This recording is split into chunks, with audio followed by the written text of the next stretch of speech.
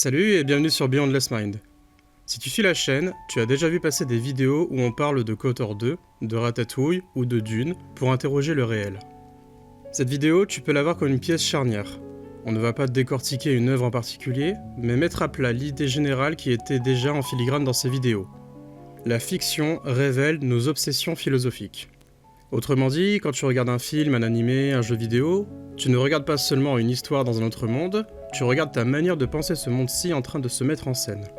Et quand je parle d'obsession philosophique, je ne parle pas de théories compliquées écrites dans des livres, mais de schémas récurrents, c'est-à-dire des gestes mentaux qui reviennent tout le temps, des façons d'organiser le temps, le monde et le moi. Quand je dis métaphysique, je parle des questions du type « À quoi ressemble la structure du réel ? Y a-t-il un plan, une coulisse, un sens caché ?» Quand je dis existentiel, je parle des questions « Qu'est-ce que ça fait d'exister ? Qu'est-ce que ça change d'être seul, reconnu ou ignoré ?» Ce que la fiction met à nu, ce n'est pas le cosmos en soi, c'est notre manière de le structurer dans nos têtes. Si tu prends un peu de recul, tu vois que les mêmes motifs reviennent partout.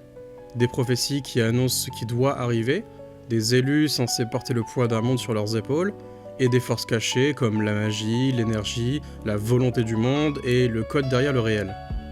On le voit très bien dans Dune par exemple. On a la prophétie du Mahdi, le rôle de Paul comme figure messianique et la manipulation des croyances par les Bene Gesserit. On peut dire que ça rend l'univers plus épique, mais en profondeur, ça met en scène une intuition très forte. Le temps serait tendu vers un point, un sens écrit à l'avance. Ici, tu as déjà une intuition métaphysique. L'idée que l'histoire n'est pas juste une suite d'événements, mais une trajectoire qui va quelque part comme si le réel avait un scénario préécrit. On retrouve la même structure dans plein d'œuvres, y compris dans des jeux. KOTOR 2 rejoue à sa manière la figure de l'élu et de la destinée, pour ensuite la dynamiter avec Kreia, qui refuse de laisser le monde se structurer autour d'un héros providentiel. Là, on est en pleine réflexion sur l'agent, au sens philosophique du terme. Qui agit vraiment ? Quelle place a un individu dans la structure du monde ? Ces motifs ne sont pas de simples accessoires de décor. Ils exposent nos intuitions lourdes sur le temps, par exemple, est-ce qu'il est ouvert ou déjà écrit ? On est sur la question du fatalisme par rapport à l'ouverture du futur. Également sur l'agent, est-ce qu'un individu peut vraiment tout changer ? On est sur la question de la responsabilité et de pouvoir réel. Et enfin la question sur le monde, est-ce que ce que l'on voit suffit ou est-ce qu'il faut un derrière ? Donc on est sur la question de la transcendance, est-ce qu'il y a un au-dessus ou un en-dessous du monde ?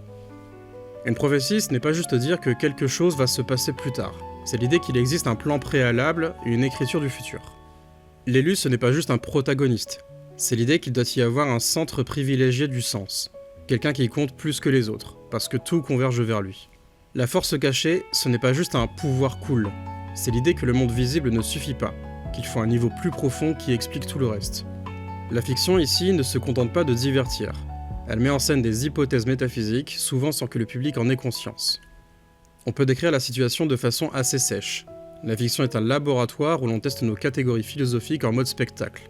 Quand je dis catégorie, j'entends une grille de base avec laquelle tu ranges ce qui existe, par exemple le temps ouvert ou le temps fermé, un monde suffisant ou un monde avec coulisses, ou encore des individus interchangeables avec un élu unique. Et on observe ici 3 blocs de catégories. En premier lieu, on a le temps, avec les prophéties, les boucles temporelles, le fameux « c'était déjà écrit ». Tout ça reste une seule et même question. Est-ce que le temps est vraiment ouvert ? Donc plusieurs futurs possibles où rien n'est verrouillé. Ou bien est-ce que le futur est-il déjà fixe ? Et est-ce que nous ne faisons que jouer un script ? Donc là, on est encore une fois sur une position plus fataliste. Ce qui arrive devait arriver. Dune est un très bon exemple. Tout le problème de Paul, c'est précisément ça. Il voit des futurs possibles, mais plus il agit et plus il semble enfermé dans la trajectoire du djihad. La fiction met en scène la question, est-ce que je choisis ou est-ce que je ne fais qu'accomplir la seule voie disponible ? Ici, tu touches à un vieux débat en philo. Est-ce que la liberté, c'est ouvrir réellement le futur ? Ou est-ce que de toute façon, il y a une grande trajectoire écrite quelque part ? Ensuite, on a le bloc de l'agent.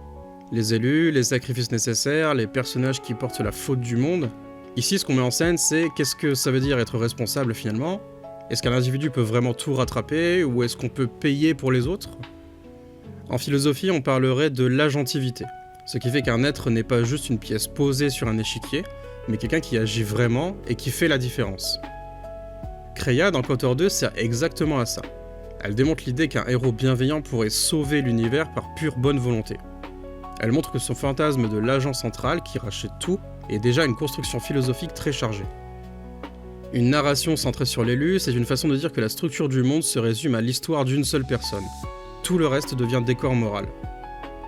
Et enfin, on a le bloc du monde en lui-même, donc c'est-à-dire les coulisses, la vraie réalité derrière l'illusion, le niveau caché de règles. Et là, la question devient, est-ce que le monde visible est autosuffisant ? Et ça, c'est une intuition plutôt naturaliste. Ce que tu vois plus ce que la science découvre suffit pour expliquer ce qui se passe. Ou bien faut-il toujours un dehors pour que tout tienne debout ? L'idée qu'il y a un plan et une couche plus réelle que la réalité. Chaque fois qu'une œuvre te dit « en fait, tout ce que tu voyais n'était qu'une illusion, la réalité est ailleurs », elle rejoue une vieille intuition, c'est-à-dire que le réel n'est pas suffisant et qu'il faut un niveau supérieur pour que tout ça ait du sens. À chaque fois, la fiction va amplifier ces catégories et va les pousser à l'extrême. Ce qu'on appelle souvent un univers riche ou un lore profond, ce sont en réalité des intuitions philosophiques hypertrophiées. On prend une idée de base sur le temps, le monde ou le moi, et on lui fait occuper tout l'écran. Du point de vue naturaliste que je défends sur la chaîne, ça va donner ceci.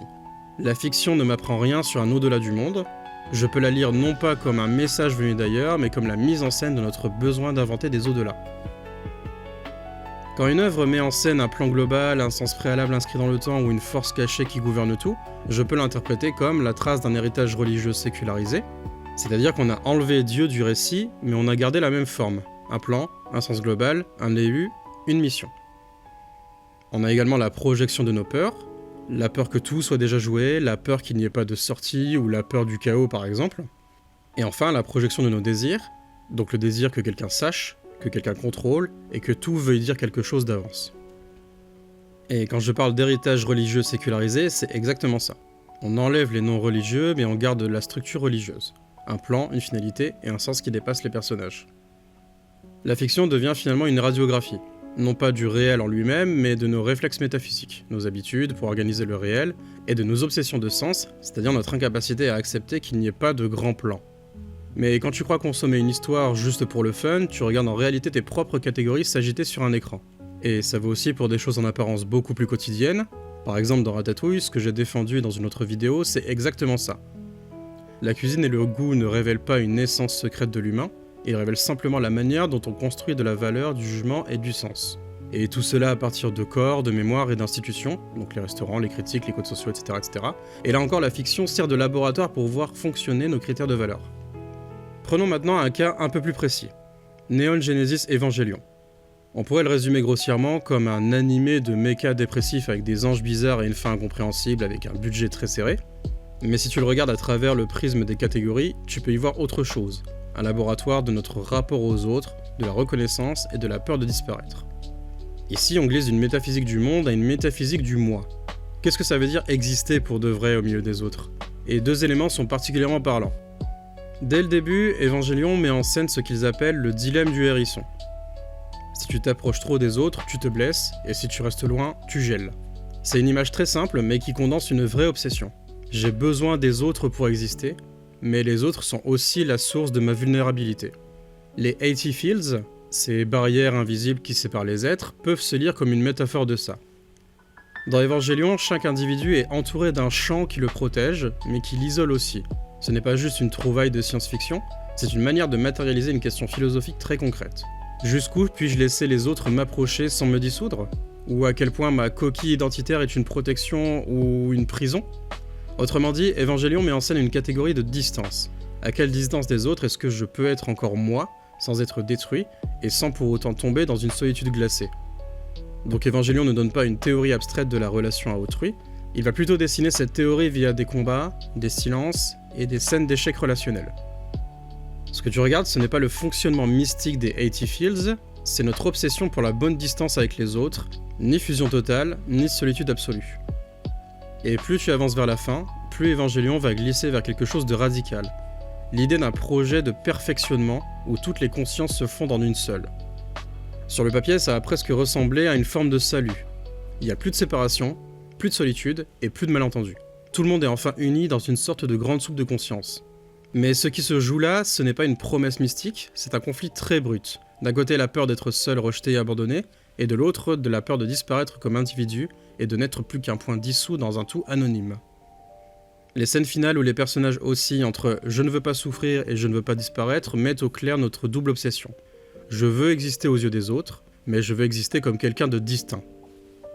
Là encore, c'est philosophique au sens plein. Ça part d'identité personnelle, donc c'est-à-dire qu'est-ce qui fait que c'est moi et pas juste un morceau de masse humaine, Et ça parle de reconnaissance, c'est-à-dire est-ce que j'existe vraiment si personne ne me voit, ne me comprend et ne me reconnaît? Ce n'est pas de la psychologie à côté et de la philosophie ailleurs, c'est une question métaphysique incarnée. Qu'est-ce qu'un moi qui tient dans un monde sans garantie extérieure? Qu'est-ce qu'une relation où je ne suis ni absorbé ni fantomatique? Et est-ce que mon existence dépend du regard de l'autre, ou est-ce qu'il reste quelque chose et tout le monde détourne les yeux? Evangelion pousse ces questions à un point de rupture. Et ce que la fiction met à nu ici, ce n'est pas une vérité cachée du cosmos, c'est l'intensité de notre besoin d'être reconnu et la terreur symétrique de n'être qu'un élément remplaçable. Et vu depuis un cadre naturaliste, tu n'as pas besoin de surcouche métaphysique pour lire tout ça. Tu peux dire simplement, voilà une œuvre qui prend nos obsessions relationnelles et qui les rend si visibles que tu ne peux même plus faire semblant de ne pas les voir. À partir de là, tu peux changer la question que tu poses à une œuvre, et au lieu de demander est-ce que cet univers est cohérent, est-ce que la magie, la SF est bien expliquée, ou est-ce que la prophétie est crédible, tu peux plutôt te poser la question, quelles catégories sont activées ici? Est-ce que le temps est ouvert ou fermé? Est-ce que les individus sont interchangeables ou des élus absolus? Est-ce que le monde est autosuffisant ou est-ce que c'est un monde avec des coulisses? Est-ce un moi solide ou un moi menacé de dissolution? Une autre question pourrait être de savoir ce que l'œuvre suppose sans le dire. Est-ce qu'il y a un plan? Est-ce qu'il y a une dette à payer? Est-ce qu'il y a une instance qui sait? Ou est-ce qu'être aimé est la condition pour exister? Et enfin, de quoi cette œuvre a peur? De l'absence de sens? De l'absence de contrôle? La solitude? Ou au contraire de la fusion totale? Tu ne te demandes plus si la fiction décrit bien la réalité, mais tu te demandes plutôt ce qu'elle révèle de notre manière de la cadrer. Et c'est exactement ça ce que j'appelle des obsessions philosophiques. Pas des théories abstraites écrites sur un tableau, mais des façons récurrentes d'organiser le réel dans nos têtes, en donnant un sens au temps, en distribuant les rôles entre individus et en décidant s'il y a ou non des coulisses derrière le monde. C'est exactement ce que j'appelle des obsessions philosophiques. Pas des théories abstraites écrites sur un tableau, mais des façons récurrentes d'organiser le réel dans nos têtes, en donnant par exemple un sens au temps, en distribuant les rôles entre individus, en décidant s'il y a ou non des coulisses derrière le monde. Si je devais condenser tout ça en une phrase, je dirais que la fiction ne révèle pas les secrets du monde. Elle révèle les obsessions avec lesquelles nous refusons de le regarder simplement tel qu'il est. Destin, élu, coulisses, plan global, peur de la solitude, peur de la dissolution. Ce ne sont pas des messages cosmiques. Ce sont des structures qu'on projette encore et encore pour ne pas se contenter d'un monde sans dehors, et d'une existence qui n'a pas de garantie au-dessus d'elle. Dans cette vidéo, on a pris quelques exemples dispersés, KOTOR 2, Ratatouille, Dune, Evangelion, pour montrer comment des œuvres très différentes rejouent les mêmes catégories. Dans une prochaine vidéo, on va prendre une seule œuvre, regarder comment elle pousse ces catégories à l'extrême et voir ce qui se passe quand tu essaies de penser tout ça sans coulisses. Là, la fiction deviendra vraiment un laboratoire, non pas pour valider une métaphysique cachée, mais pour mettre à l'épreuve une manière de décrire le réel. Merci d'avoir suivi jusque-là, c'était Nocto, et encore une fois, bienvenue sur Beyond Less Mind.